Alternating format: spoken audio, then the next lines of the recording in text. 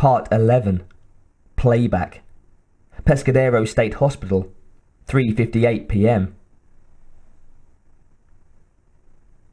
Sarah was standing in a small bare room, only a cubicle really. She was puffing on a Marlboro she had convinced one of the attendants to give her, arms crossed, listening to her own voice, sounding tinny and distant.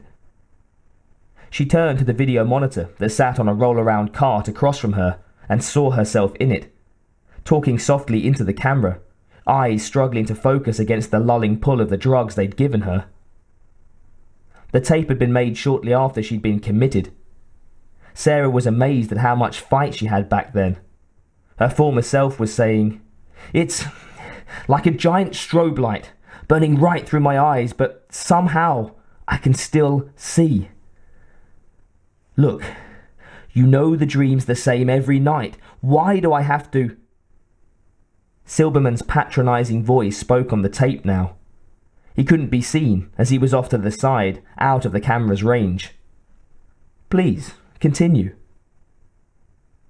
The real Silberman was seated nearby, watching Sarah watch herself. There were two attendants standing near the door, idly watching the video with vague interest, ready to act should Sarah lose control. On the monitor, Sarah reluctantly went on, scowling with resentment at the unseen Silberman. "The children look like burnt paper. Black, not moving. Then the blast wave hits them and they just fly apart like leaves."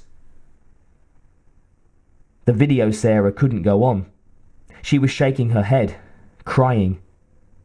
The real Sarah studied the woman on the monitor with a cold expression, her eyes red-rimmed but dry. Silberman spoke up on the tape, his voice maddeningly soothing. "Dreams about cataclysm or the end of the world are very common, Sarah.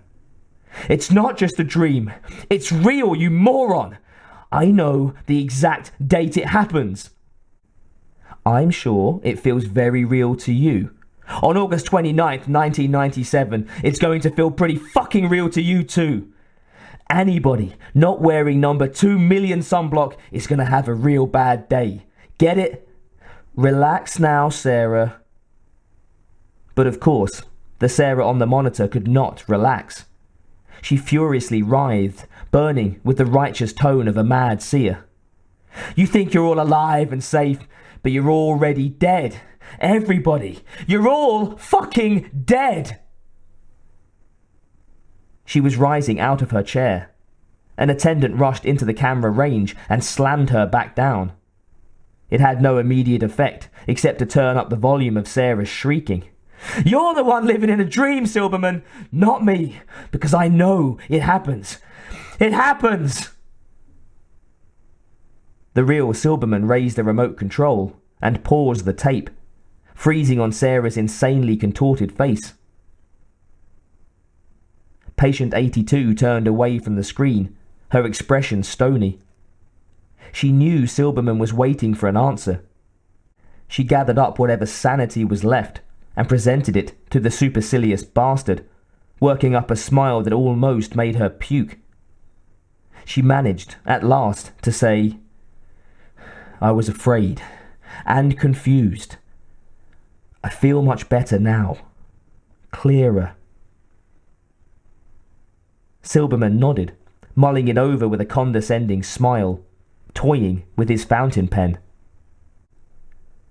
"Yes, you're much improved lately." Sarah noted, with small satisfaction, that Silberman absently slipped his pen into his jacket.